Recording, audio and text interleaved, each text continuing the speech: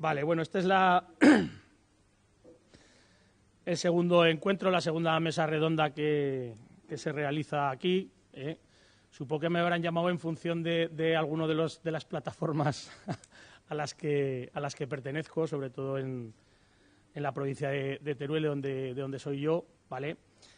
Antes de comenzar un poco con la charla, la vamos a dividir, pero empezará Fernando Suárez. Fernando Suárez es ingeniero agrónomo, tiene 40 años de experiencia en temas técnicos, comerciales, en grupos y empresas ligadas a fertilizantes, tratamientos de aguas residuales, residuos industriales, agroganaderos y energías renovables.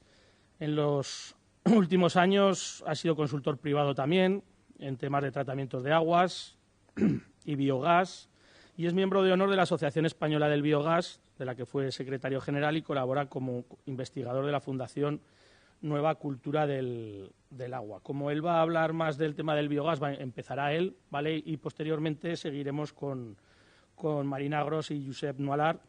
Marina es activista aragonesa de Ecologistas en Acción y de la Plataforma en Defensa de las Montañas. También está muy vinculada a la provincia de Teruel, porque yo cuando veo las noticias y dice que la orcense Marina Gros recibe el premio nacional, digo, joder, pues si es de al lado de mi pueblo, digo, se han debido equivocar, ¿eh? Bueno, digo, joder, pues si es de la Puebla de Híjar, digo, esto, para alguien representativo en estas líderes que tenemos en la zona, ¿verdad? Pues nos lo queríamos apropiar nosotros también, de alguna manera, ¿vale? Bueno, estudió biotecnología, completó su formación con temas de gestión ambiental y participación ciudadana, y como muchos de vosotros sabéis, en este 2024 recibió el Premio Nacional de Juventud en la categoría de Medio Ambiente. Es responsable de la campaña de gas de Ecologistas en Acción, coordina el área de energía y clima de la organización y participa en la red Gas no es solución.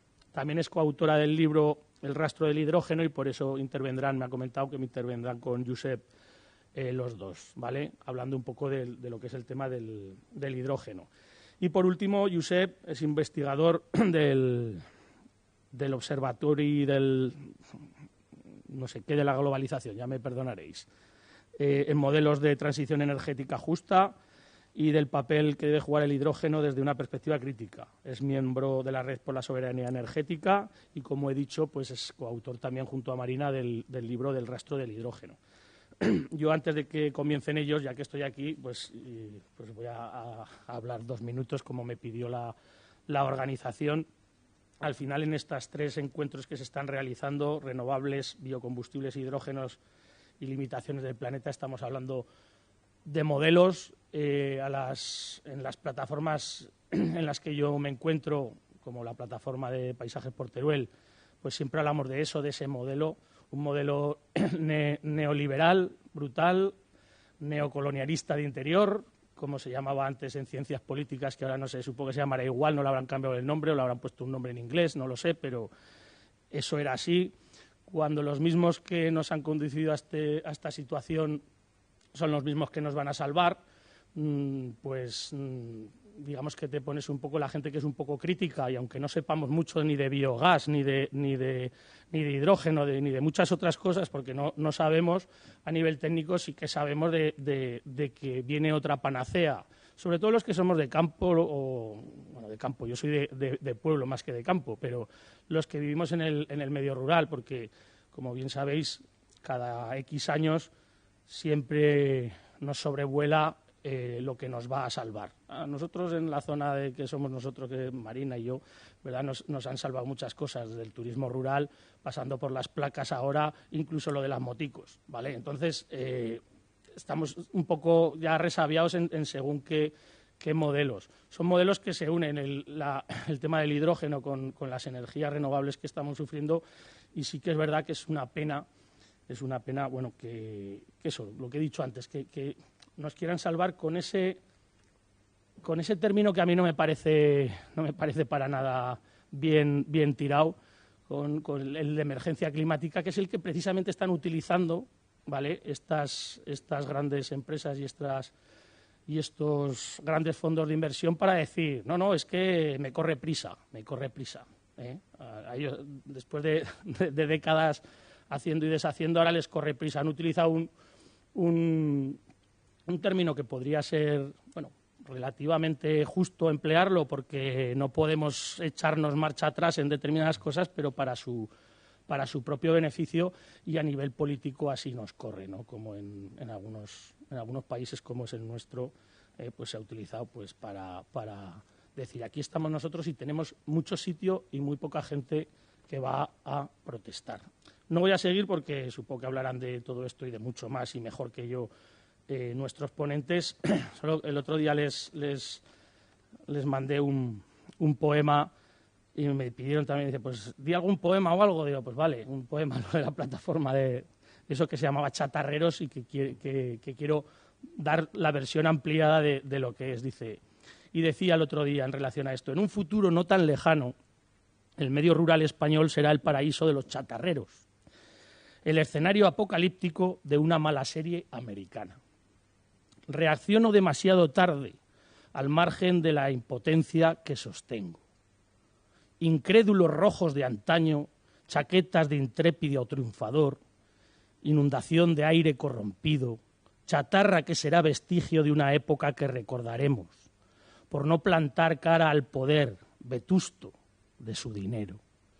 Mi tierra es un largo tubo que transporta un futuro en el cual no cuento. Y miro por la ventana, sin entenderlo, mientras aplauden los esclavos con unas décimas de fiebre de oro. No obstante, aquellos que supieron poner pie en pared contra la mafia vivirán en la brisa del río, en la cálida tormenta, en la memoria valiente y en la vergüenza de todos, que no quisimos, que no hicimos jamás lo suficiente.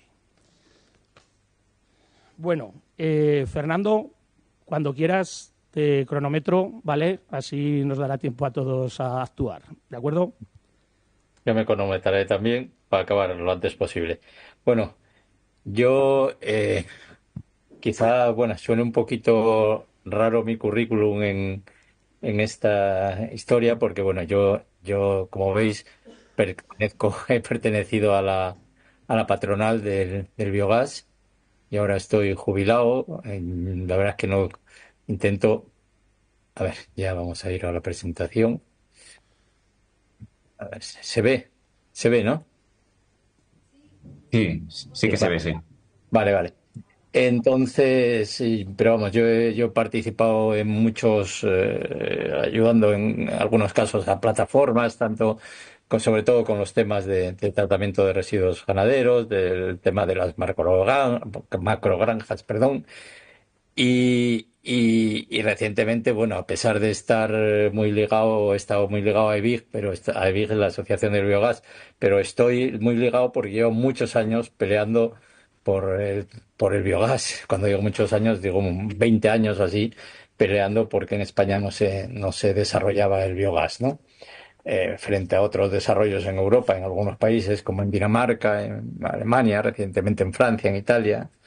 Entonces, ahora mismo, sin embargo, es cierto que ha habido un boom, como bien sabéis, yo creo que está bien denominado una burbuja, aunque a la patronal no le guste nada la palabra. Y bueno, pues ha habido una serie de circunstancias que han hecho que haya bueno, pues una mala fama total. Ya ha pasado de ser algo positivo a ser algo totalmente negativo, ¿no? Yo intento decir aquí que no es ni negativo ni positivo. Puede ser positivo en algunas cosas y negativo en otras, ¿no? Pero bueno, recientemente también se ha asociado mucho al tema del porcino. Yo me he cabreado mucho con ellos. Como estoy jubilado, he dicho, pues no os ayudo más en la vida, porque ya estoy hasta las narices de posturas maximalistas con este tema, ¿no? Pero bueno, me habéis pedido que esté en esto y aunque vivo aquí en Asturias, en un pueblo perdido, pues sigo colaborando en lo que pueda, ¿no? Lo primero, voy a ir muy rápido diciendo lo que es el biogás, porque todavía bueno, aunque casi todo el mundo lo sabe, el biogás, como sabéis, la digestión anaerobia de residuos orgánicos, de materia biodegradable.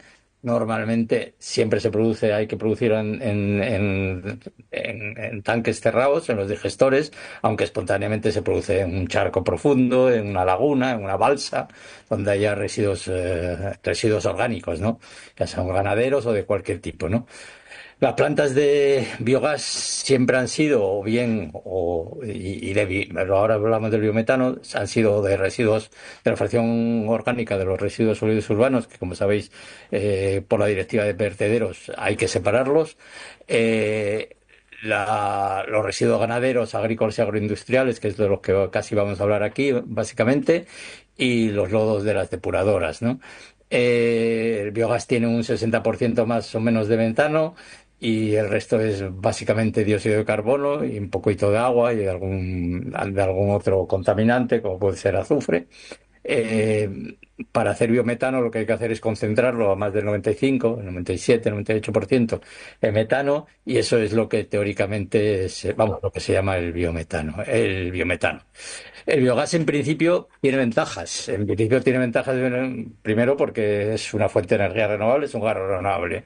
Segundo, que es por lo que se ha utilizado tradicionalmente, porque es un sistema eficiente de tratamiento de residuos. Por eso se ha utilizado en los lodos de depuradora, pero ahora se ha extendido mucho más a la fracción orgánica de residuos, de los residuos urbanos y también a los agrícolas, a los ganaderos y agroindustriales, básicamente, ¿no? Agrícolas no, porque, vamos, ojalá hubiera muchos más residuos agrícolas, pero no hay tantos que sean utilizables o que se puedan utilizar porque suelen tener otras utilidades, ¿no? Eh, por eso evita las emisiones de metano, es otra de las fuentes espontáneas que se producen, como digo, en las balsas, en cualquier otro sitio, ¿no? Y luego es eficiente, aunque no la gente no se lo acabe de creer. Yo tengo experiencia, yo he operado plantas de metano, yo he operado plantas en zonas donde no se podía oler en el pueblo porque la gente aplicaba purines y guarrerías miles al suelo. Y desde que estuvo a la planta de biometano, pues de biogás en este caso, pues desaparecieron los olores. ¿Por qué? Porque el digerido no huele prácticamente o tiene un olor muy distinto, tiene un olor un poco no sé, metalizado o así, ¿no? El proceso de grading en principio no tiene incidencias importantes. Lógicamente emite CO2 que se puede capturar, pero es el CO2 residual que en cualquier caso se podría emitir, ¿no? Y evites las emisiones del metano, que es el que tiene realmente un efecto invernadero elevado. Y bueno, como todo el mundo dice, siempre bien hecho en una zona agrícola, pues también puede suponer una fuente de ingresos, pues no sé, la construcción, los ayuntamientos, por eso los alcaldes siempre son los que tiran del carro, diciendo, oye, que aquí me pagan, que tengo una licencia de actividad, que tengo unos impuestos y después que puedo captar, ¿no? Eh, pero bueno, ha habido un rechazo muy grande. El rechazo básicamente es porque vamos a olvidarnos de los RSUs y los lodos depuradora que suelen hacerse en instalaciones ya hechas y donde se amplía con el biogás y no hay contestación prácticamente o hay poca. Normalmente es en las plantas de tratamiento de residuos ganaderos y el efecto es que es una planta de residuos, ¿no? Y ya sabes, todo el mundo, nadie quiere que le pongan una planta de residuos cerca, ¿no? El famoso efecto NIMBY. Y luego ha habido un efecto indudable. Quiero decir que aquí, de repente, como hablabais, tropocientas empresas, fondos de inversión, desarrolladores piratas y todo género de gente se ha lanzado a decir, joder, aquí hay un chollo de desarrollos económicos de plantas. Te encuentras con desarrolladores que están ofreciendo plantas a alcaldes que son totalmente inviables, pero bueno, ellos se llevarán su fee si le presentan al inversor ya un sitio donde puede ponerse y estas. Entonces hay mucho por ahí que se mueve, en gran parte, voy a ser muy claro, debido a la sociedad, a los gasistas, a Sediegas, que lanzaron unas perspectivas de plantas, ¿no? Salvajes en toda España, que no las hay ni de coña, porque además introducían los famosos cultivos secuenciales o las alternativas de cultivos que no se pueden hacer, entre otras cosas porque en España no hay agua, para utilizar en verano cultivos que se pueden utilizar luego para la biometanización, ¿no? Entonces, bueno, eso ha sido totalmente culpa del sector, que ha vendido unas perspectivas que no existen. En Castilla y León hablan de 500 y pico plantas, pues no sé dónde las van a sacar, ¿no? Entonces, y últimamente aparece todo este tema de asociar las plantas de biogás al tema de purines de porcino, ¿no? Yo siempre digo que el argumento es mucho más claro contra la administración, es decir, oye, que una planta de biogás no te soluciona los problemas de nitratos, ¿eh? O sea, una planta de biogás lo que te hace es eliminar el tema del CO2, perdón, de los residuos orgánicos, pero en absoluto la planta de nitratos. Además, nunca una planta a base de purines va a ser rentable, ningún inversor va a invertir en una planta de purines. Yo he desarrollado una planta relativamente grande y lo primero que quería era que me metieran lo menos purines posibles, ¿no? Pero bueno, con lo cual, bueno, pues por ahí es por donde también se pueden plantear estos temas, no en contra por sistema contra el biogás, ¿no? Entonces, pero hay impactos ambientales negativos, ¿no?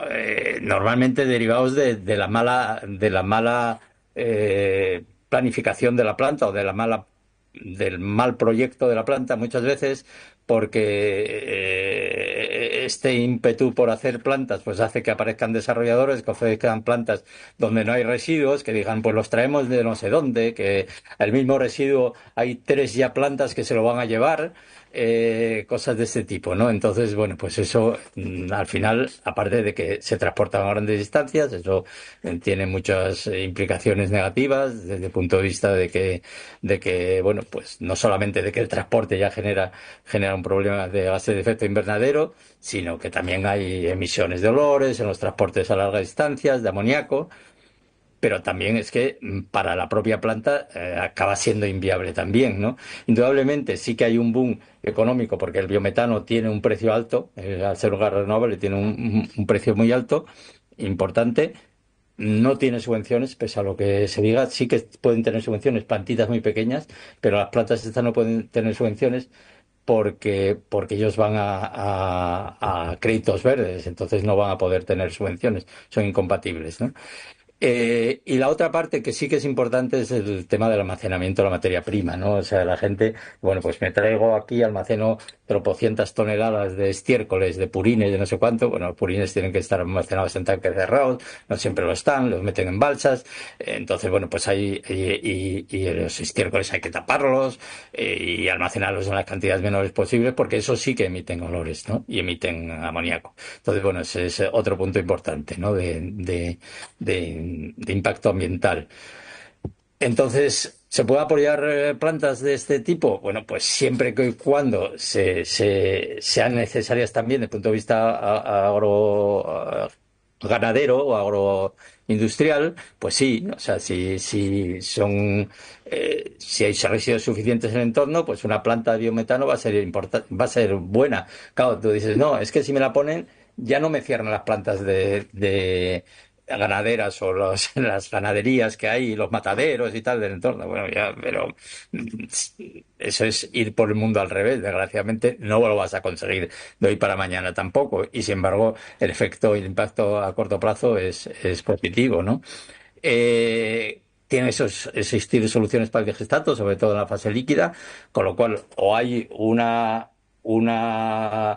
tratamiento del digerido adecuado, o tienes donde aplicar el digerido líquido, que es el que da problemas. El estiércol sólido es como un compost y tiene un valor per se, pero el líquido no. Entonces, o bien almacenarlo es un problema, habrá que acidificarlo, cosa que nadie se plantea, pero hay que hacerlo porque si no emites amoníaco y eso tiene un coste, ¿no? Entonces, bueno, pues como pasa siempre, y cuando yo he estado siempre en contra de la ganadería industrial ha sido por lo mismo, porque nadie quiere asumir los costes que tiene eso, ¿no? Internalizar los costes, y todo el mundo quiere hacer cosas muy baratas y ganar mucho dinero. Pues no, se puede hacer bien y no ganar tanto dinero, pero hacer algo adecuado, ¿no?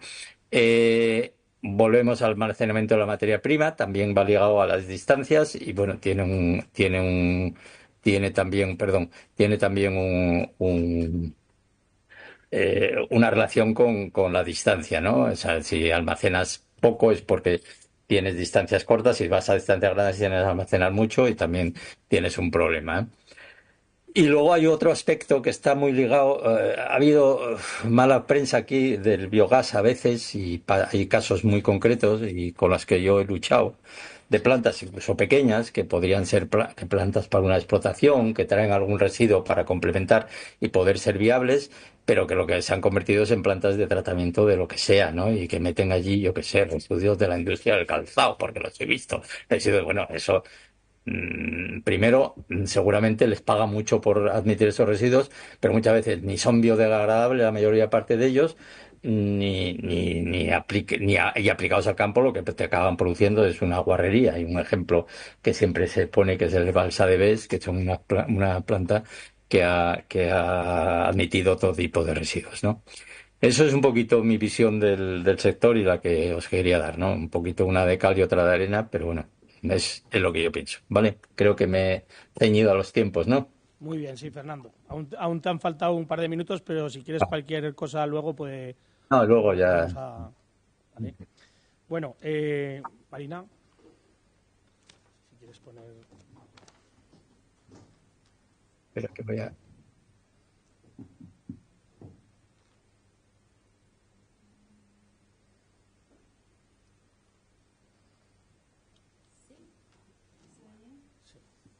Bueno, os dejo con ellos.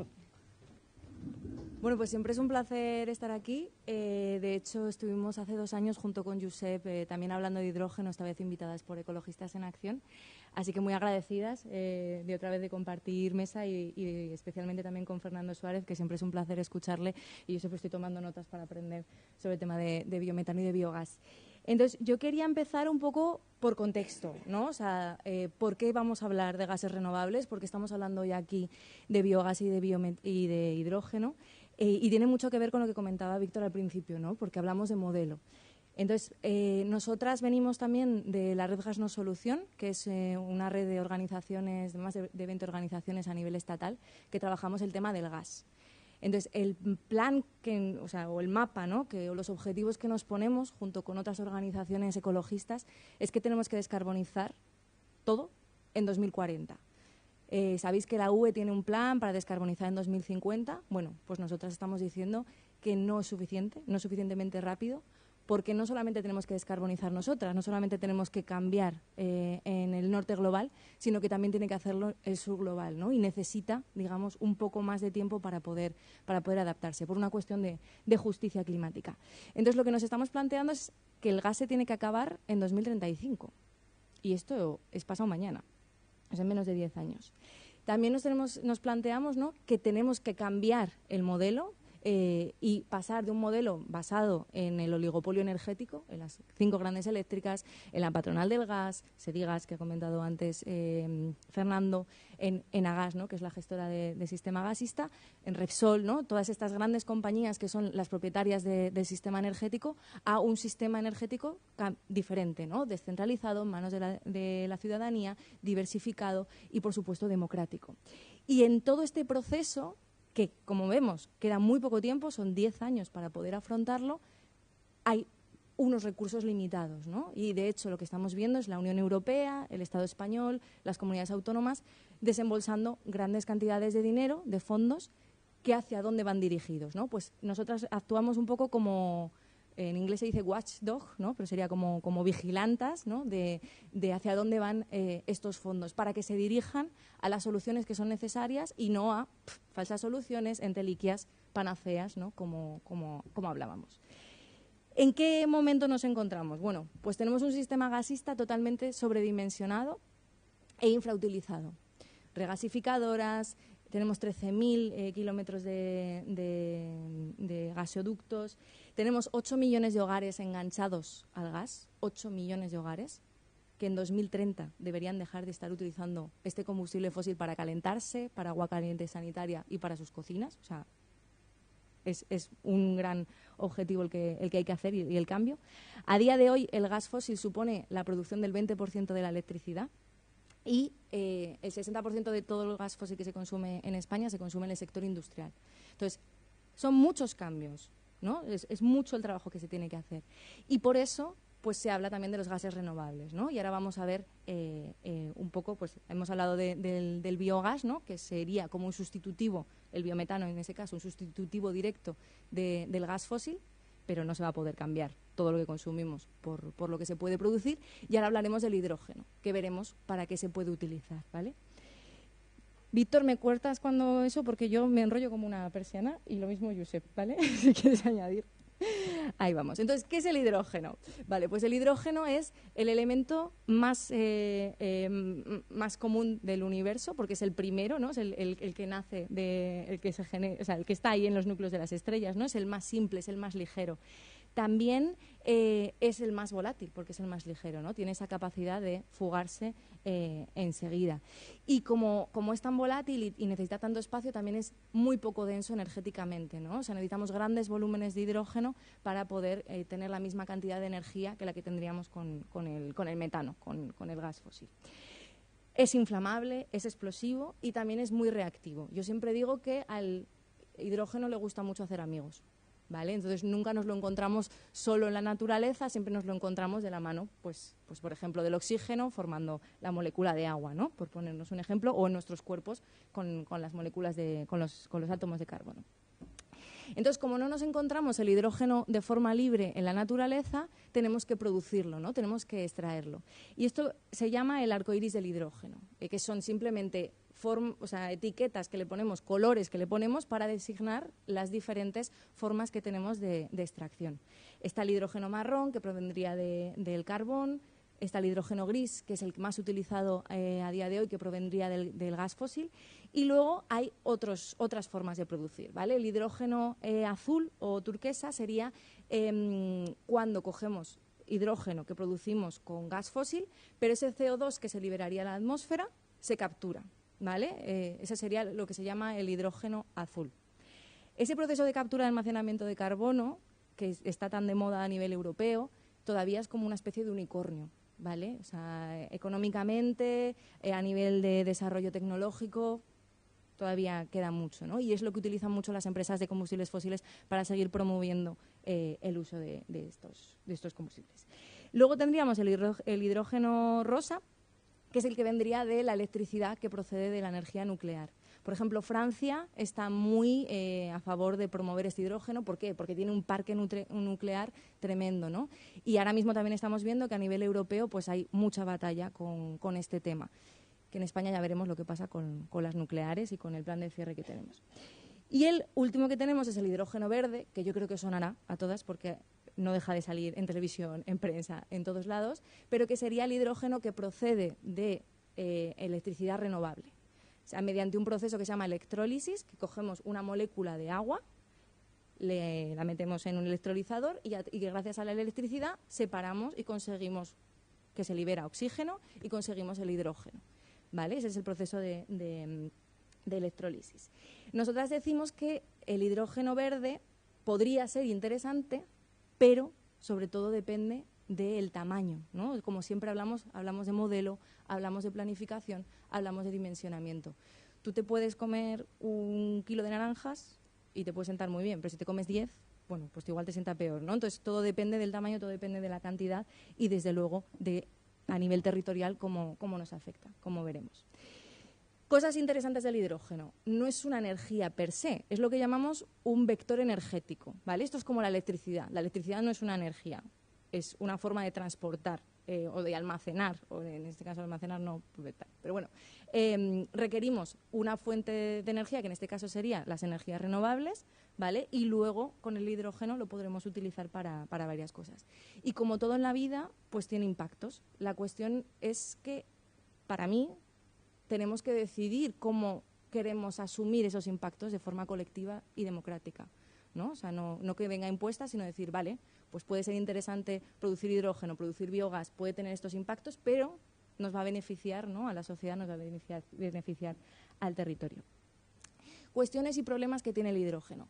El hidrógeno verde, ¿vale? A partir de ahora voy a hablar casi siempre de hidrógeno verde. Cuando estamos utilizando un electrolizador, los electrolizadores tienen eficiencia, ¿no? O sea, no toda la energía que metemos en el electrolizador va a resultar en esa producción de hidrógeno. Entonces estamos perdiendo energía constantemente. Y estamos hablando que este proceso pues, se reduciría entre un 20 y un 40%, ¿no? Dependiendo de cuántos pasos o cuántos cambios energéticos, cuánto almacenamiento, cuánto transformación posterior a otros tipos de combustible tengamos, ¿no? Entonces, es muy ineficiente.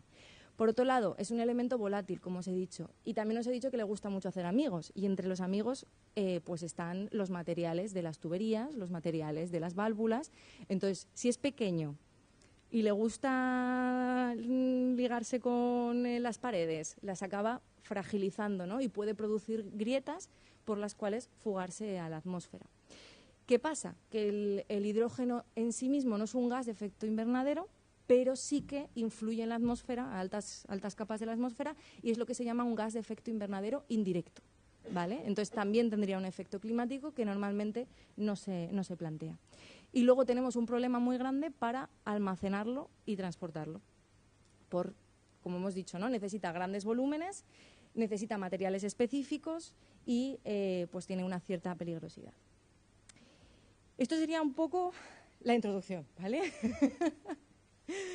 Y aquí lo que tenemos es lo que sería como todo el sistema, ¿no? de desarrollo del hidrógeno.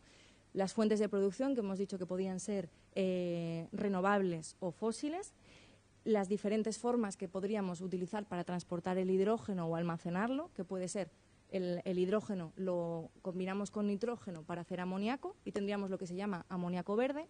Podríamos también coger el hidrógeno y bajarlo a muy baja temperatura, casi a casi 0 grados Kelvin, o sea, casi 0 absoluto, ¿no? Y tendríamos lo que se llama hidrógeno licuado.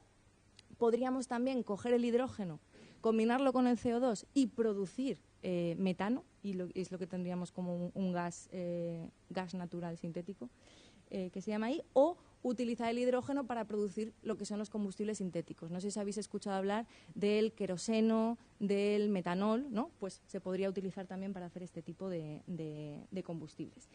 Y también habría diferentes usos. Lo podemos utilizar en la industria, lo podemos utilizar en la movilidad, y dependiendo de quién, pues también te dice que se puede utilizar en calefacción o que se puede utilizar como almacenamiento de red, para mejor estabilidad de red eléctrica, etcétera, etcétera. O sea, hay diferentes usos. Pero yo lo que os venía a hablar también es de modelo, ¿no? Y esta diapositiva me gusta mucho porque es la tarta de las energías, ¿no? Estaríamos en esta tarta de la izquierda, ¿no? En la cual pues la mayor parte de nuestros impactos ecosistémicos vienen de una agricultura industrial tremenda, ¿no? La mayor parte de las emisiones a día de hoy están viniendo del sector del transporte. Estamos basando nuestro uso de combustibles, ¿no? en combustibles fósiles, como lo es el petróleo. Estamos abandonando un poco el carbón. Tenemos una capa de renovables y la guinda de la nuclear, ¿no? En este caso. Eso es lo que tenemos ahora. Pero tenemos que ir a otro modelo, ¿no? A otro sistema. Y en este caso la tarta se reduce, porque el consumo de energía que vamos a poder hacer va a ser menor, ¿no? Tenemos que reservar, ¿no? esa parte importante de consolidar que nuestra naturaleza esté viva, ¿no? Que los ecosistemas de los cuales dependemos estén sanos. Tiene que haber una parte muy importante de soberanía, ¿no? Y este es el modelo por el que apostamos. La energía tiene que venir de las renovables. Puede haber unos usos pequeños de no eléctricos, ¿no? Pues por el biogás, por ejemplo, utilizado en algunas industrias para calentar, ¿no? De temperatura. Pero el hidrógeno solo puede ser la guinda del pastel, porque hemos dicho que es caro, es ineficiente y requiere y causa impactos, ¿no? Estaríamos ahí. Entonces, a día de hoy, bueno, esto es un poco también para que lo tuvierais, ¿no? De en qué sectores en España se está utilizando hidrógeno. 3 minutos, ¿vale? El sector en el que más se utiliza hidrógeno a día de hoy y se utiliza como materia prima, es decir, como agente químico que se necesita, es el sector del refino. O sea, realmente es para la producción de combustibles fósiles. Ya está. O sea, es donde más se está utilizando hidrógeno a día de hoy. Otra parte importante es todo lo relacionado con los fertilizantes y los pesticidas, que yo siempre lo digo, ¿no? O sea, que son sectores que en algún momento va a haber que plantearse que tienen que desaparecer, porque vamos a dejar de utilizar combustibles fósiles y porque el modelo de soberanía, ¿no? Agroecológica pues también nos hace plantearnos qué tipo de fertilizantes queremos utilizar, ¿no? Aquí os ponía también un poco, pues eso, ¿no? En concreto, para qué sectores puede ser interesante utilizar, pero siempre con ese pensamiento, ¿no? Un poquito más allá de plantearnos en qué modelo, en qué marco y hacia dónde queremos caminar. Por otros lados es como, bueno, también qué otras posibilidades tenemos, ¿no? Aparte de usos materiales. Sí que está toda esta cuestión de qué hacemos con el sector de la aviación y del sector marítimo, ¿no? Que son sectores que son muy difíciles de electrificar a día de hoy. Nuestra apuesta como ecologistas en acción es que tenemos que primero afrontar una reducción, está claro. O sea, no podemos seguir transportando el 80% de las materias primas por vía marítima. O sea, lo que supone a nivel la globalización, ¿no? A nivel general y los impactos que tiene, no lo podemos mantener. Y no podemos mantener ese mismo sistema teniendo que hacer todo el combustible que se utiliza en barcos y aviones a día de hoy a través del hidrógeno. O sea, imaginaros lo que eso puede suponer, que luego veremos un poco a nivel de impactos, ¿no? de renovables en territorio. Sí que se habla de que el hidrógeno puede suponer una ventaja de respaldo de red, pero es más ineficiente. Entonces, bueno, habría que ver, ¿no? De qué manera se puede asumir. Y la parte interesante es que, bueno, pues no estaríamos hablando de los mismos materiales o los mismos minerales críticos que se necesitan, pues por ejemplo, para las baterías de litio. En el caso del hidrógeno, pues los electrolizadores necesitan más, pues otro tipo de minerales, ¿no? Estaríamos hablando de iridio, estaríamos hablando de platino. Entonces, bueno, como que también diversificar eso nos podría hacer como no tener tantos impactos a nivel de minería en ciertos lugares, ¿no? Y lo dejo por aquí. Y luego continúo para hacer una pincelada de qué es lo que está pasando en Aragón. Vale, pues voy yo entonces. Vale, pues primero de todo, gracias por invitarme y me sabe mal no haber podido acercar a Zaragoza, pero no me era fácil logísticamente y ya he dicho que también me tendré que ir un poco antes. O sea que disculpad y espero que os sea interesante esta parte que he preparado con Marina. Si puedes pasar a la siguiente diapositiva. Vale. Sí, con Marina habíamos pensado también que sería interesante hablar un poco cuál es el marco de políticas, ¿no? Y de financiación que hay a nivel europeo y también a nivel del Estado español para todo el desarrollo del hidrógeno. Y el otro día hablando con ella y yo pensándolo también es que en verdad hemos visto que en los últimos años ha habido como diferentes estrategias, ¿no? Diferentes políticas en el marco de la transición verde que se marcaba al principio, ¿no? Que donde está englobada la transición energética, que Europa ha ido evolucionando, ¿no? O ha ido cambiando el discurso. Y también es interesante, pues, remarcarlo, ¿no? Y entonces aquí es como he intentado marcar estos tres momentos. El primero es el de vuestra izquierda, que es en 2019, donde la Unión Europea, ¿no? Aprueba el European Green Deal, ¿no? Que es esta estrategia marco que tiene que, básicamente, guiar a la Unión Europea para hacer una transición verde y digital que básicamente es sustituir los consumos actuales de combustibles fósiles por energía renovable. Y aquí es donde se englobaba la hoja de ruta del hidrógeno europea, que también es del mismo año 2019, en el que, pues en la diapositiva anterior, pues exponíamos que ya marcaba como unos objetivos, ¿no? De cantidad de hidrógeno que se iban a necesitar para 2030 para empezar a descarbonizar algunos de estos sectores. Entonces, ¿qué pasa? En 2022, en febrero de 2022, se inicia, ¿no? La invasión rusa a Ucrania y entonces aquí lo que pasa es que entonces se aprueba el REPowerEU, que se llama, ¿no? Y que básicamente entonces aquí ya no solamente es que hay que hacer una transición energética hacia las renovables, sino que encima tenemos que garantizar el suministro energético de todo el continente. Y entonces aquí ya seguimos hablando de transición verde, pero a la vez, ¿no? De poder asegurarnos el suministro desde diferentes países o otras regiones del planeta y en el cual también se sigue insistiendo un poco en el gas fósil. Pero a su vez, pues en el caso del hidrógeno se dice que la misma cantidad de hidrógeno que se quería producir en la Unión Europea, pues también tendremos que importar esa misma cantidad de países del sur global, ¿no? Y por último, que es algo que se aprobó ahora en febrero de este año, es el Clean Industrial Deal, y que esto ha evolucionado aún más. Es decir, de que ya no estamos hablando de transición verde y de seguridad energética, sino de competitividad.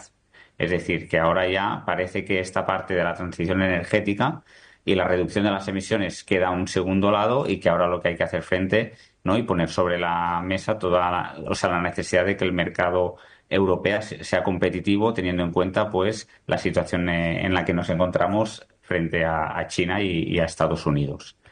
Entonces, y lo que he puesto arriba es el Next Generation EU, que básicamente es el mecanismo, ¿no? De financiación que puso la Unión Europea después de la COVID-19 para la recuperación económica, en este caso, pero que es uno de los mayores mecanismos de financiación que se están utilizando para, en este caso, los proyectos de transición energética y de hidrógeno, además de otros como puede ser el Innovation Fund y demás. Entonces, si puedes pasar a la siguiente diapositiva. Entonces, aquí vemos la imagen de la izquierda, ¿no? Es en el propio, en la propia hoja de ruta, ¿no? Ya se marcaba un poco cómo tenía que ser la infraestructura o sea, cómo se tenía que plantear la infraestructura de transporte, ¿no? O esta red europea de hidrógeno y cuál iba a ser su objetivo principal. Y vemos que todas las flechas señalan al mismo sitio, ¿no? Es decir, básicamente el impulso del hidrógeno tiene que ser para la industria de Centro Europa, más concretamente Alemania, que es, como decía Marina, pues donde se focalizan estas industrias, ¿no? Que son dependientes del hidrógeno y, por lo tanto, descarbonizar estos procesos. Como decimos, no era un cambio de modelo, era una sustitución de tecnología a la hora de utilizarlo.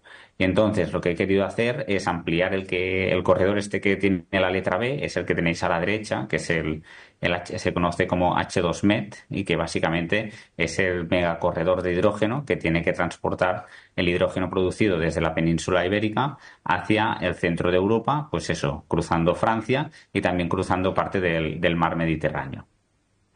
Si quieres pasar.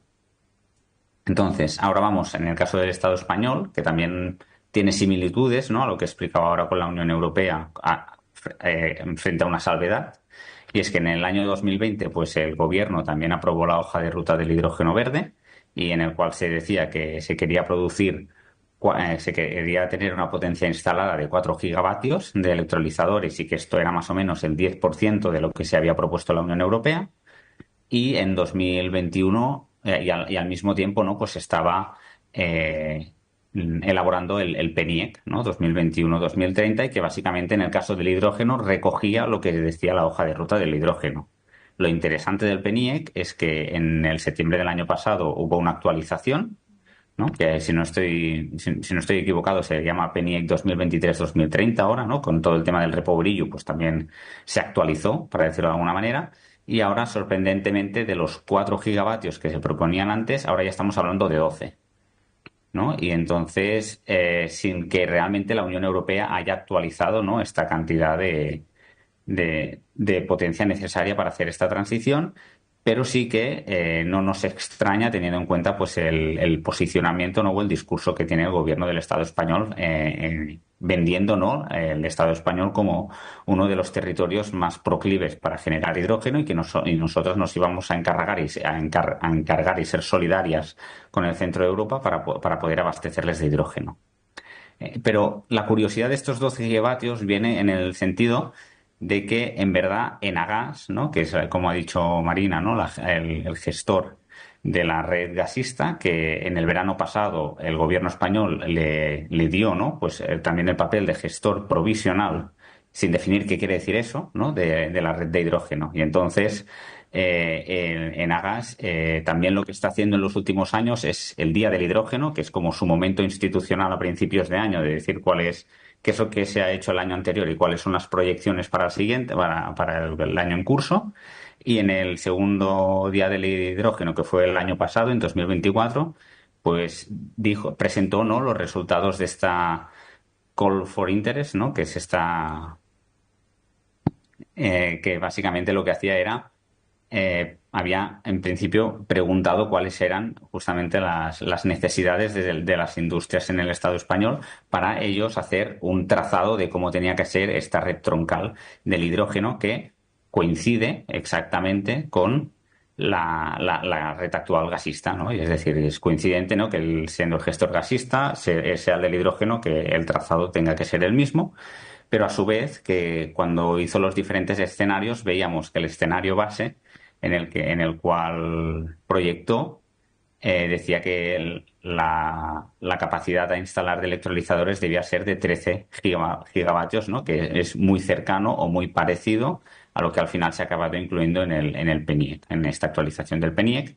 Y también, pues en este año, en enero, hizo también presentó los resultados de esta Call for Interest del H2Med, es decir, que ya no solamente enfocándose en el Estado español, sino como a lo largo de todo el trazado de este megacorredor, incluyendo al resto de Estados miembros, pues cuáles eran las necesidades para entonces, en principio, proyectar correctamente cuál es la dimensión que debe tener este megacorredor. Si puedes pasar. Y bueno, y está arriba a la izquierda, veis pues esto, la propuesta de la red troncal del hidrógeno en el Estado español. Los azules son los que ya se han presentado para recibir financiación europea. Los verdes son unos nuevos que se han presentado este mismo enero y que van a intentar que también sean aprobados para obtener financiación europea a través de la convocatoria de los proyectos de interés comunitario, ¿no? Y entonces, aquí vemos un poco cuáles son las. Y después también me ha parecido interesante poner a la derecha el mapa de la Asociación Española del Hidrógeno, que es la patronal del hidrógeno aquí en el Estado español, y que básicamente, pues, en noviembre del año pasado publicó este mapa con, en principio, todos los proyectos de hidrógeno que están sobre la mesa, ¿no? Que al menos están proyectados, y ya también incluyendo el trazado de esta red de troncal del hidrógeno. Destacar que son 360 proyectos, que son muchos. Es verdad que también se tiene que ir al detalle de cada uno de ellos exactamente para qué es, pero bueno, que desde la red Gas No Solución vemos que es algo completamente sobredimensionado, y también vemos pues la imagen que he puesto arriba es un poco cuál es la proyección, ¿no?, del desarrollo de todos estos proyectos, el cual pues se aspira de que lleguen a tener una potencia total de 14 gigavatios, que más o menos pues lo mismo se parece a lo que se ha proyectado en el PNIEC. Si quieres pasar a la siguiente. Entonces aquí he querido hacer una pequeña tabla resumen, pues para ya también empezar a introducir un poco los proyectos de hidrógeno en Aragón, ¿no? Que después Marina va a seguir hablando de ello, pero yo me focalizo en la parte de financiación. Entonces, en las filas, ¿no?, pues veis los proyectos que han recibido financiación pública a día de hoy y que se les ha adjudicado y están aprobados para ello. Veis que los nombres a veces son un poco extraños y entonces también a veces es complicado saber a qué proyectos se están refiriendo exactamente y quién lo promueve. Y en las columnas tenéis pues los diferentes mecanismos que existen. Destacar que hay unos que son de financiación estatal, que son las dos primeras columnas, y los otros tres son de financiación europea, y destacar que realmente la mayor cantidad de dinero viene de Europa, es decir, ¿no?, la financiación del IDAE, que es quien lleva la gestión de esta financiación a nivel del Estado español, pues es más bien poco en comparación. Y entonces, para destacar, ¿no?, y sobre todo de la publicación que hicimos con Marina del rastro del hidrógeno, que cuando vinimos a Aragón, uno de los proyectos que analizamos fue el Catalina, ¿no?, que está ahí en Andorra de Teruel, y que justamente ahora mismo ya ha recibido 475 millones de euros en fondos públicos. De los 726 que han recibido ahora mismo proyectos de Aragón, es decir, que estamos diciendo que es el 65% de los fondos públicos que han ido a proyectos de hidrógeno en Aragón, se los ha llevado el Catalina. Y después también destacar que Aragón es una de las comunidades autónomas donde han recibido más fondos públicos para proyectos de hidrógeno, porque estamos hablando que es más o menos el 20% del total de fondos públicos que se han repartido en el Estado español. Es decir, de que realmente, pues, como nosotros pensamos también que como territorio, ¿no?, en este sentido, Aragón, pues es interesante o es importante de realmente analizar cuál es todo el desarrollo, ¿no?, y todos los impactos que va a tener la transición energética, no solamente con las renovables, sino con el hidrógeno.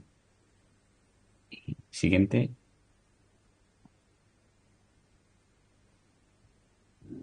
¿Ya? ¿Sigo yo?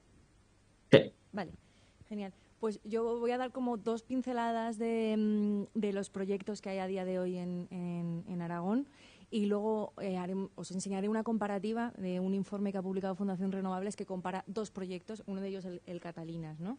Entonces, esto es más o menos lo que es el censo de proyectos de hidrógeno de de la Asociación Española del Hidrógeno, que os invito a curiosearlo porque está bien para verlos. Pero también os quería comentar que desde Ecologistas en Acción tenemos un visor cartográfico que empezó siendo un visor de energía y de proyectos eólicos y solares. Ahora también se ha incorporado la parte de minería, sobre todo de la parte de que en Teruel hay muchos proyectos mineros abiertos, y estamos implementando nuevas capas para ver los proyectos de hidrógeno verde, proyectos de biometano y de biogás, y en un futuro también poder hacer pues el tema de almacenamientos, temas de centros de datos y de líneas de exportación, ¿vale? Entonces es una herramienta bastante útil para ver. Entonces nosotras también tenemos como una base de datos de proyectos de hidrógeno en los cuales vamos como aterrizando o pudiendo desgranar un poco más las características de algunos de ellos, ¿no? Y también hemos podido presentar alegaciones a algunos. Estos son unos cuantos, para que veáis. Y en concreto, en esa convocatoria nueva que se ha abierto a día de hoy, que estamos siguiendo, que son los proyectos de interés comunitario a nivel europeo, hay 3 proyectos ubicados en Aragón que también habrían solicitado fondos, ¿no? Estamos también que los vamos a analizar para ver. Y de nuevo vuelve a aparecer el Catalina, o sea que si no fuera suficiente con los fondos que ya le han dado, pues todavía pide más. Hoy no vengo a hablar de mi libro, nuestro libro con Josep, ¿no? Que es El rastro del hidrógeno, que es muy interesante porque hacemos un recorrido por uno de los ejes de la futura red troncal, pero que está disponible en Internet si queréis, sino que venimos a hablar de un reciente informe que ha publicado Fundación Renovables, que lo que hace básicamente es analizar, ¿no?, los impactos de 2 proyectos ubicados en Aragón y compararlos por tamaño. Y el título de este informe es ¿El tamaño importa?, ¿no? Que creo que es como bastante interesante y bastante significativo. Entonces, analiza un proyecto que se llama H2 Pillar, que tiene subvención del PERTE, del Plan de Transformación y Resiliencia del Estado español, y si no me equivoco, este se ubicaría en el Burgo de Ebro, ¿vale? Desde Ecologistas en Acción sí que hemos presentado alegaciones a este proyecto, que luego os contaré un poquito más. Y el proyecto Catalinas, que sería el que se ubica en Andorra, que es de un fondo de inversión, de Copenhagen Investment Partners, y sería mucho más enfocado a la exportación, ¿vale? El proyecto Pillar estaría enfocado a movilidad, a industria, porque hay una planta de producción de agua oxigenada a 40 kilómetros, pero cerca. Y sobre todo también a inyección a red, que sería una de sus mayores intereses, ¿no? Y por eso desde Ecologistas tampoco estamos muy de acuerdo con este proyecto. Y sin embargo el proyecto de Catalina sería para Fertiberia en Puerto Sagunto, o sea, sería llevar un hidroducto desde Andorra hasta Puerto Sagunto, y ya hacer amoníaco para luego exportación a otros países o utilización como fertilizantes. Y como vemos también hay una diferencia bastante grande entre lo que son el tamaño de los electrolizadores, ¿no? O sea, cuánta es la potencia que se quiere instalar. Vemos las etapa 1, etapa 2 de cada uno de los proyectos y vemos cómo son magnitudes totalmente diferentes. Entonces, analizando los impactos desde Fundación Renovables, lo que nos ponen, ¿no? y que es muy relevante, es que los impactos que tiene el proyecto de Catalina es completamente inasumible, ¿no? Estaríamos hablando de que serían 5 veces el consumo actual de toda la provincia de Teruel, solo para este proyecto. Hay que sumarle a esto que en Andorra no solamente se está ubicando el proyecto de Catalinas, también se está ubicando otro proyecto de electrolizador de Endesa, ¿vale? Porque Endesa, cuando es todo el tema, ¿no?, de el cierre de la central térmica, sale a concurso el nudo de conexión eléctrica, y Endesa lo que hace es apostar, es decir, bueno, yo voy a construir tantos parques eólicos, tantos parques fotovoltaicos, y también voy a hacer un electrolizador de hidrógeno porque eso va a traer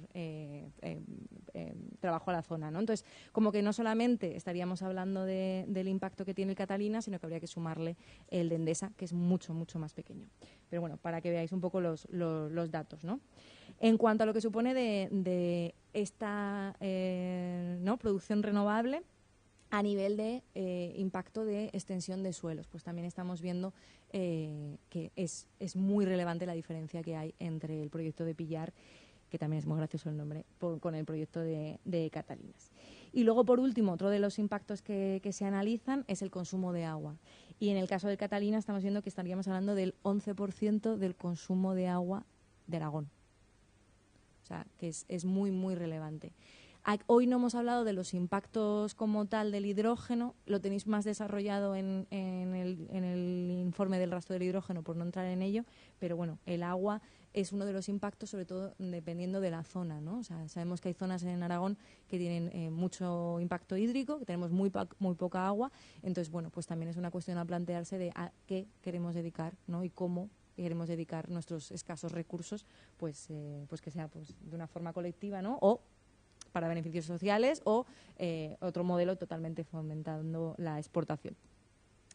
Y por último os quería hablar de un proyecto que es un poquito diferente. Hemos estado hablando todo el rato de hidrógeno verde, ahora voy a hablar de el rara avis, ¿vale? Que es el hidrógeno geológico. O sea, sería hidrógeno natural, o sea, hidrógeno del subsuelo que se produciría por un proceso geoquímico de descomposición de las rocas, pues habría hidrógeno que se produce y según dice una empresa, pues es posible que hubiera un yacimiento cerca de Monzón. Entonces, estamos siguiendo junto con Ecologistas de Acción de Monzón este proyecto en todo su desarrollo. Hemos conseguido que en lugar de que se tramite con una autorización de impacto ambiental simplificada, tengan que ir sí o sí a la ordinaria. Y bueno, y vamos a ver cómo se desarrolla todo este tema, porque es una cosa nueva, ¿no? Que no se ha dado en ningún lado, que no hay ningún tipo de explotación así en el mundo ni operativa. Entonces, bueno, pues es otro tema que también está relacionado y os quería como comentar un poquito.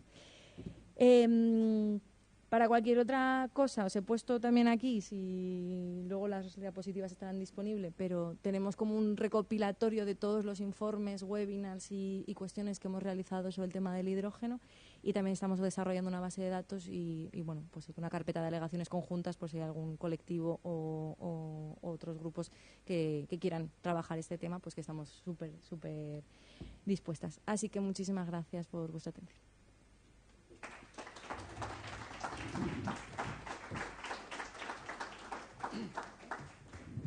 Bueno, muchas gracias.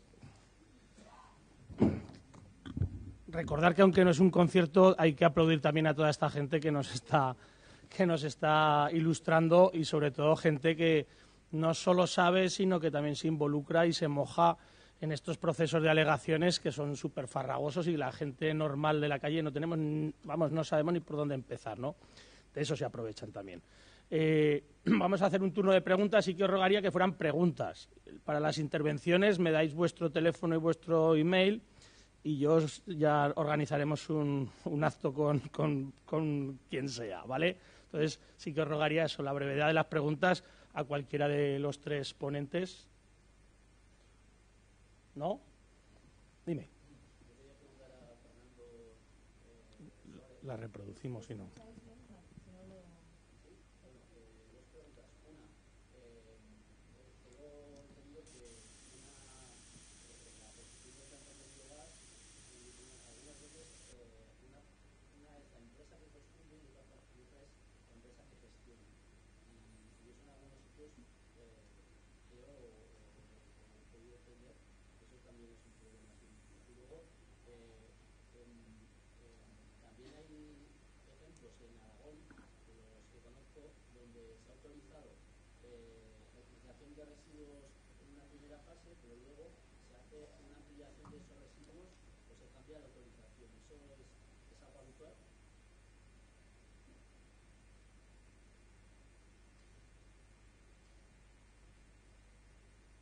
Ahora no.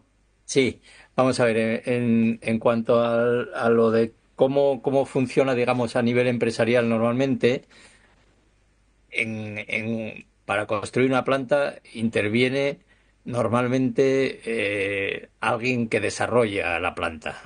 ¿Quién puede desarrollar la planta? Pues desde una persona local que se conoce, que maneja o que conoce el tema agrícola y habla con el alcalde, con ganaderos, con mataderos y tal, para buscar, incluso llega a buscar un terreno y tal, que muchas veces no tienen nada que ver luego con la planta en sí mismo, sino que incluso, bueno, busca alguna ingeniería que haga la parte técnica, que consiga los permisos y tal. Y luego, una empresa que lo construye, pero claro, cuando llega el momento de construir, pues estamos hablando de millones de euros, hay que buscarse una financiación que normalmente ahora mismo, como esto es atractivo, hay un montón de fondos de inversión con ganas de meterse en esto, ¿no? Entonces aparece Mafre, tiene no sé cuántos proyectos, no sé qué más, bueno, todos, la mitad de ellos, yo ya les he dicho y se cabrea mucho que no tienen ni pies ni cabeza y no van a salir, pero bueno, es la realidad. Entonces, y luego, pues normalmente o esa ingeniería o otra empresa, normalmente suelen ser las ingenierías las que intentan luego quedarse con el contrato de operación, ¿no? Entonces, digamos, hay uno que empieza la idea, por decir así, una ingeniería que la desarrolla y que incluso construye, casi siempre opera, y el que pone la pasta, ¿no? Normalmente, luego en el capital participa algo la ingeniería o el que opera, a veces participa la empresa que suministra los residuos, imagínate un matadero o un integrador de estos que andan por ahí, pues también puede hacerlo en el caso del porcino o lo que sea, ¿no? Ese es el proceso. En cuanto a la otra pregunta que era que no te lo entendí muy bien porque no la entendía. Sí, sí, se ampliaba el residuo. Vamos a ver, sí, quiero decir que eso es no sé, es una trampa. Bueno, no debería ser una trampa en principio, porque hay los códigos LER, que ya sabes son los códigos que tienen los residuos, pues tienen que ser residuos que debe de autorizar la comunidad autónoma, ¿no? Eh, no te voy a engañar que yo he visto a veces autorizaciones que digo, joder, lo que les deja meter, ¿no? Luego hay muchas historias, por ejemplo. Es algo al que el sector está bastante enfadado, a lo mejor con una cierta razón en parte, ¿no? Que imagínate, los lodos de los residuos urbanos, de las depuradoras, que serían algo que se podría meter, pues están sometidos en la aplicación agrícola a otra normativa, un decreto especial de lodos depuradora, que luego la verdad es que nadie lo respeta, lo aplican como quieren. El problema, yo siempre digo lo mismo, el problema muchas veces, la mayoría de las veces no es legislar, es controlar, ¿no? O sea, en las plantas muchas veces o sea, piden permisos, los permisos están perfectos, se los pueden ampliar y pueden hacer una ampliación perfectamente normal en la cual son todos residuos biodegradables y adecuados, pero luego, claro, si el tío mete, como pasa en algunas plantas, cualquier cosa, pegamento o un disolvente ya sería la leche porque estaría en peligro, pues a veces se cargan el digestor o no lo meten y dicen que lo meten y luego lo aplican al campo y todo esto. Entonces, ese es el problema que hay después de las plantas, o sea, el control, pero es que eso pasa en las plantas de biodigestión, pasa en una planta industrial donde el control de emisiones puede ser cuando, cuando viene cada 3 meses la empresa de mediciones, o pasa en todo, ¿no? O sea, indudablemente gente que lo hace ilegal lo hay en todos sitios. Ahora, en principio las ampliaciones se pueden hacer por razones, imagínate, que tú tienes una planta y de repente, joder, hay un tío que tiene una quesería a 10 kilómetros y dice, joder, yo no tengo dónde meter parte del suero y esto el suero antes se utilizaba para alimentación animal, pero ahora no quieren, no sé qué y tal. Bueno, pues oye, yo te admito el suero, entonces piden autorización a la administración para meter ese suero, ¿no? Bueno, eso es perfectamente legal, ¿no? La ilegalidad suele venir del incumplimiento de la ley, más que de que la ampliación sea legal o no, ¿no? Yo he visto, hombre, yo he visto sí que casos y he hecho recursos contra resoluciones administrativas que son impresentables, ¿no? O sea que, pero bueno, normalmente no tienen por qué serlo, ¿eh? O sea, no partimos de la base de que la administración se equivoca en esa fase porque sería la leche. Y a veces se equivoca, ¿no? Pero en este caso no, es un caso menor, son casos más complejos. Las administraciones donde se suelen equivocar es en los procesos porque son complejos, los técnicos no tienen por qué saber de esa historia, entonces, bueno, pues suelen equivocarse por ahí, ¿no? Pero no, en la gestión de los residuos es que es sota caballo y rey, los residuos biodegradables, ¿no? Ahora yo he visto ampliaciones, eso, el ejemplo que ponía de residuos de la industria del calzado los he visto, ¿eh? O sea que... ¿Alguna preguntita más? Sí. Una primera para Fernando, y es un poco el tema del balance de masas que se produce en los digestores, ¿no? ¿Cuánto entra, qué porcentaje se transforma en metano y qué parte nos queda en el digestato? Porque parece que el problema es la gestión posterior del digestato, ¿no? Y parece que la proporción es muy elevada, ¿no? Entonces, ¿de qué manera se puede influir ahí para que la contaminación difusa de los producida ahora mismo por los purines mejore con el digestato? Sí, bueno, el digestato normalmente lo que se consume, digamos, para hacer metano no es que sea despreciable, pero es una cantidad pequeña. Que decir que de lo que entra a lo que sale, pues a lo mejor entra, dependiendo del tipo de materia prima, tal, 80 y tantos% de lo que entra sale, ¿eh? Entonces, o el 80%, así, entra, de lo que entra sale, ¿no? Depende de la concentración de lo que entre, de una serie de cosas, ¿no? Eh, ¿Cuál es el problema de lo que sale? Normalmente los digestores habituales en este tipo de temas agroganaderos y agroindustriales son digestores de mezcla completa, que lo más que admiten es como un 15% de sólidos, ¿no? De sólidos. Cuando hablo de sólidos, no hablo de sólidos en suspensión, hablo de sólidos disueltos y sólidos en suspensión, sólidos totales, ¿no? Que eso tiene aspecto bastante líquido, ¿no? Que es lo normal y lo que se obliga, igual que se obliga incluso a los purines en algunos sitios como en Cataluña, pues hacer una separación mediante un separador estático, un centrífugo, se separa una parte del sólido del líquido. El sólido que se separa es un estiércol que se puede transportar, que es un fertilizante bastante adecuado y que tiene valor, y el problema es el líquido, ¿entiendes? El problema es que al final tú una planta de estas, que yo que sé, entren 100.000 toneladas, pues a lo mejor te tienes 60.000 toneladas de líquido, ¿eh? Entonces, ¿qué ocurre con ese líquido? Bueno, pues que o tienes soluciones para la aplicación directa, pero el problema de la aplicación directa es que es estacional. Y tú si almacenas eso en balsas, pues el problema que tienes no es el metano, que ya casi no emiten las balsas, es el amoníaco, ¿eh? Entonces, en algunos países como en Dinamarca obligan a acidificarlo, ¿no? Yo he hecho un proyecto en el que se acidifica, pero la mayoría, pero claro, acidificar vale 2 o 3 euros por tonelada, entonces la gente intenta saltarse eso en lo posible, ¿no? Pero es importante acidificar también en cualquier instalación esa de líquido si lo tienes que almacenar para aplicar luego al campo. Y entonces ya tienes una cierto plazo de tiempo para luego ir aplicando en los momentos en el que el campo se puede aplicar, no siempre, ¿no? Porque al final tú tienes un problema igual que el de los purines después, ¿eh?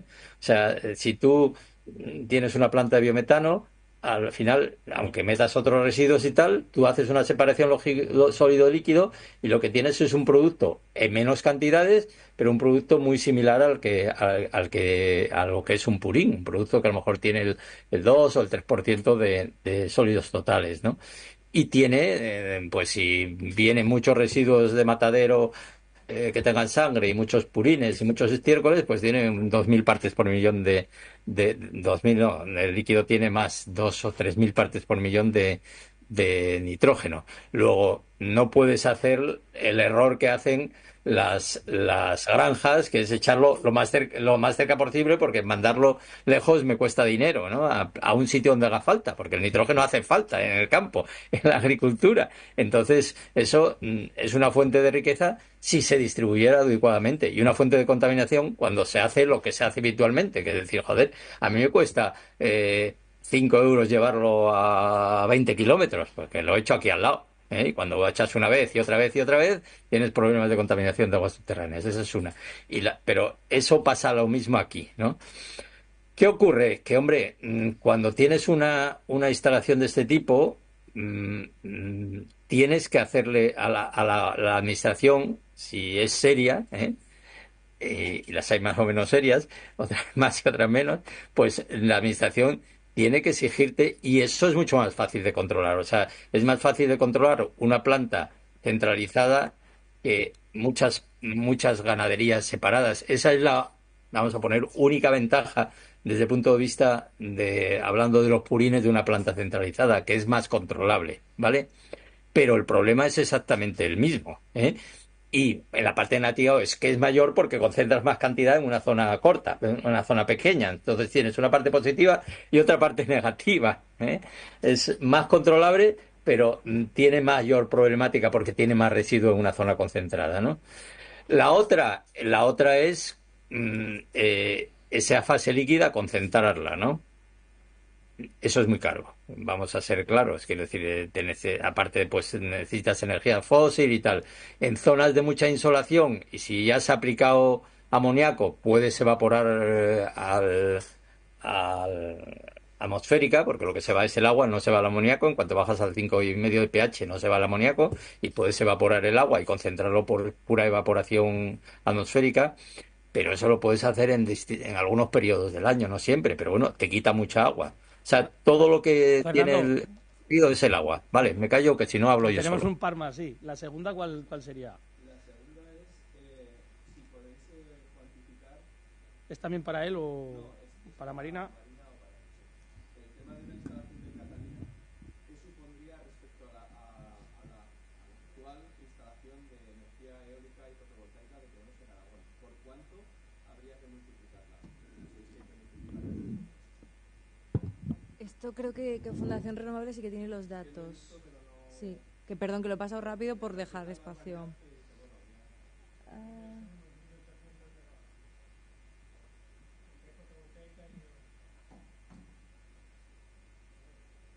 Y eso comparado con lo que tenemos ahora,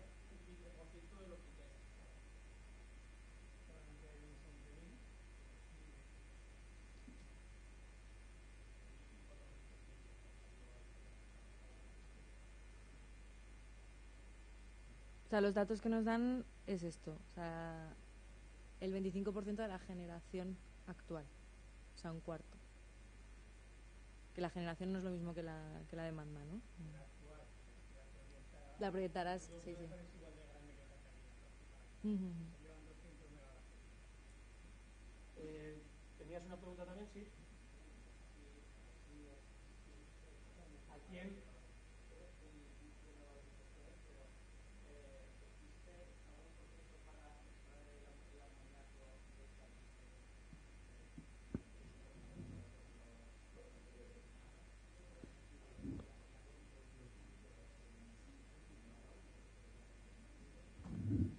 Fernando, supongo que no lo habrás oído.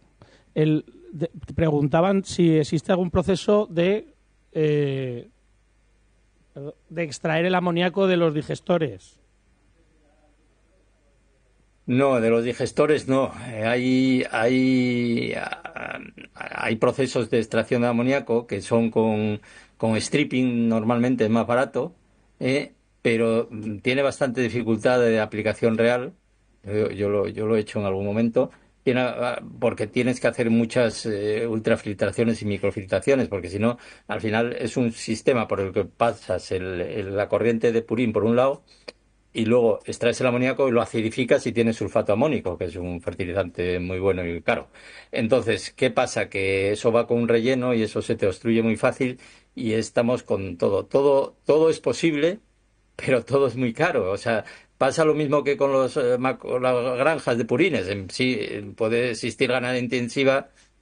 Otros decimos que sí, otros que no, pero hay que hacer luego las cosas bien y eso es caro, ¿eh? Con lo cual sería más caro, es más cara, tiene que ser más cara la carne, por decirlo de alguna manera, ¿no?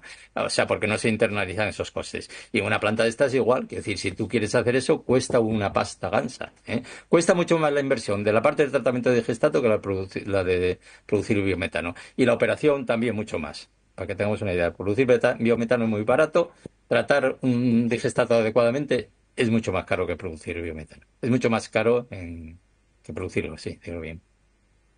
A ver, tenemos que salir a las 8:30 y con tiempo una más. Sí, A ver, Pascual. Acabas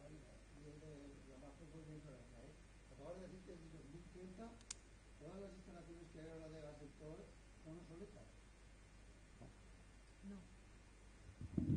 No es que sean obsoletas. Sí. Decía las dos.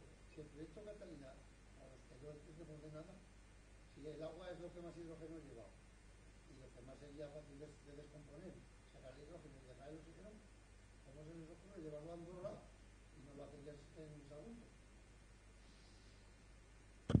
Esa es una gran pregunta. Bueno, sobre lo primero, ¿no? Sobre a nivel de modelo, o sea, lo que estamos planteando nosotras y bueno, o sea, entendiendo, ¿no? O sea, crisis climática, hay que reducir combustibles fósiles, habría que dejar de utilizar el gas fósil en 2035. Eso es lo que planteamos nosotras. Entonces, nuestro calendario es 2030, cierre de ciclos combinados. O sea, producción de electricidad mediante gas. Para poder hacer eso se necesita energías renovables flexibles, como la hidráulica, como la térmica solar, perdón, que serían como regulables, y almacenamiento, que es otro de los melones que tenemos encima de la mesa. Pero es lo que necesitamos para luego poder quitar los combustibles fósiles. En hogares, se ha realizado una investigación dentro de una plataforma en la que estamos, junto con otras organizaciones, incluso también empresas del sector de la calefacción renovable, como una plataforma más grande. Se ha realizado una investigación de en qué fecha tendrían que descarbonizarse los hogares para cumplir con el Acuerdo de París. Y es 2030. O sea, mañana. Y se siguen instalando calderas de gas, ¿vale? Que las calderas de gas tienen una vida útil de unos 15 años, 20, y conozco gente que tiene más. Y se siguen instalando a día de hoy, ¿no? Porque se dice que son más eficientes. Y hace 2 telediarios todavía se estaban subvencionando la instalación por parte de las comunidades autónomas como Madrid. Entonces, es un problemón. O sea, porque el problemón viene de la gente tiene que cambiar sus sistemas de calefacción en casa. Pero es que no solamente hay que cambiar los sistemas de calefacción en casa, es que muchas de las viviendas en las cuales vivimos tienen unos ratios de eficiencia energética bajísimos. Y eso no es que yo diga, no, es que te consume mucho y vas a pagar mucho la factura de la luz. No, es que tu calidad de vida es muy mala. O sea, hay gente en situación de pobreza energética brutal, con unas ventanas que no cierran y con una calefacción que sea de gas o lo que sea, pero que no pueden encender. O sea, que es un melón todavía más grande. Y otro de los problemas es el sector industrial. El sector industrial de baja temperatura es fácil de descarbonizar. Hay opciones, solamente hay que poner la pasta encima de la mesa. Y para eso las empresas tienen que querer. El problema lo tenemos con alta temperatura o con estos usos que son difíciles de descarbonizar, ¿no? Pues producción de acero, de altos hornos. Ahí es donde sí que estamos valorando que sería interesante la utilización del hidrógeno, ¿no? Porque es necesario. O sea, el acero lo necesitamos, veremos en qué cantidad, eso sí que habría que ajustarlo o desde nuestra perspectiva habría que reducir, pero sí que lo necesitamos pues para construir trenes, para cuestiones, ¿no? Que sí que serían necesarias en otra tal. Y la pregunta del Catalinas, pues sí, o sea, el modelo que planteamos nosotras es qué usos se necesitan en la región y qué dimensionamiento, qué carga puede asumir el territorio, ¿no? O sea, colectivamente, qué impactos, porque todo tiene impacto, ¿no? Pero colectivamente, qué impactos estamos dispuestas o no a asumir y para qué lo vamos a utilizar. Entonces, si el modelo es de exportación, nos vamos al mismo modelo que está causando todos los problemas aquí, ¿no? Un modelo capitalista, neoliberal, que nos está llevando a estos desastres. Si nos vamos a otro modelo más localizado, más de producción local, más distribuido, pues igual puede ser interesante e igual puede servir pues para fomentar otro tipo de industria, ¿no? que sea interesante para el territorio, pero eso también lo tiene que decidir el territorio. Y una de las cosas interesantes que analizamos en el informe del rastro del hidrógeno, vamos a hacer preguntas a la gente ¿no? O sea, siempre es con informantes de territorio. En este caso nos reunimos con la plataforma a favor de los paisajes de Teruel y hacíamos las preguntas también desde una mirada ecofeminista, ¿no? ¿Cuáles son las necesidades reales del territorio, ¿no? ¿En qué situación estamos, ¿no? Andorra, pues un territorio como ese nuestro, porque yo también me siento de ahí, ¿no? Que está afectado por la despoblación, y lo que nos venían a decir la gente es que, bueno, pues lo que hace falta son dinero para servicios básicos, para sanidad, para educación, para vivienda, para cuidados, ¿no? O sea, lo que necesita la población local es, pues, poder vivir con dignidad en el mundo rural, ¿no?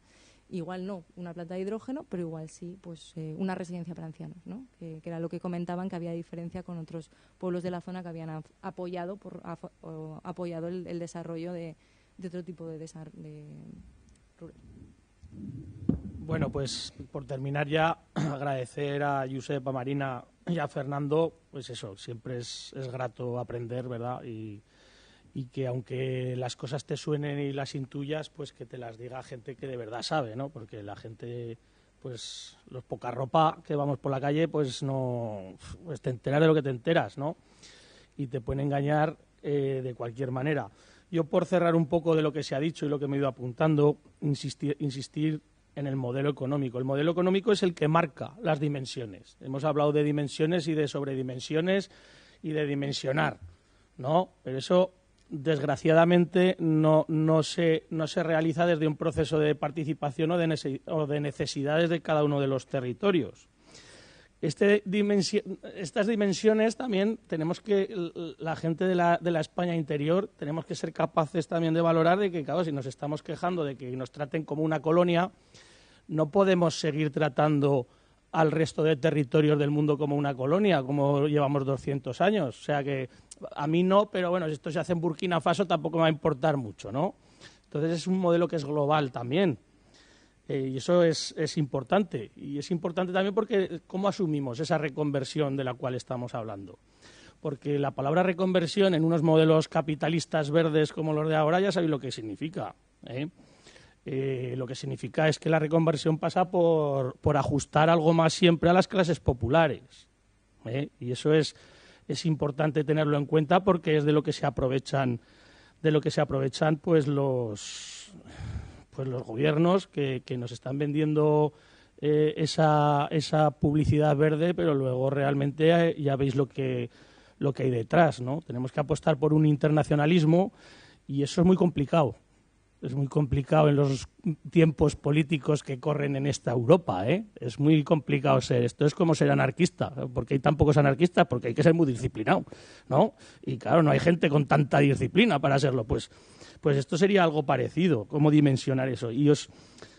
Y cuando hablamos también de eso, de cómo asumimos la reconversión, pues yo siempre me fijo, tengo una historieta siempre metida en la cabeza que es con esto del catalaniano, que es el tío Antonio y la tía Catalina de Fortanete, que tienen una C15 de 30 años y que la única posibilidad que tienen de tener una vida digna en ese pueblo para ir a comprar a Teruel o a Cantavieja es ir con la C15.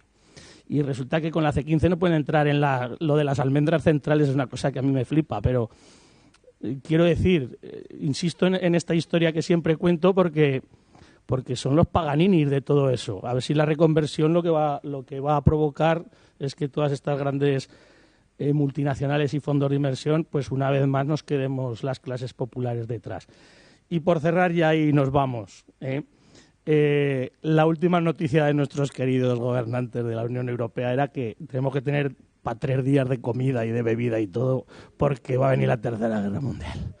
Entonces, fijaos a qué nos enfrentamos. Nos enfrentamos a una irresponsabilidad política tan grande que influye tanto en las personas al final, a través de las noticias falsas y de los movimientos estos, que no sé ya ni cómo denominarlos, fascistas o como lo queráis llamar, que claro, cuando te ponen en esa tesitura de que te dicen, no, es que te están acojonando, que va a venir no sé quién a robarte no sé cuántas, como para pensar, ¿verdad?, en las estufas de gas o en el... Y tenemos que estar ojo a visor porque las personas que tenemos un mínimo de conocimiento, de pensamiento crítico, a eso nos enfrentamos. Así que agradeceros a todos vuestra asistencia, a ellos por habernos ilustrado y que esto no acaba aquí, o sea, no acaba más que empezar. Así que a la lucha. Gracias.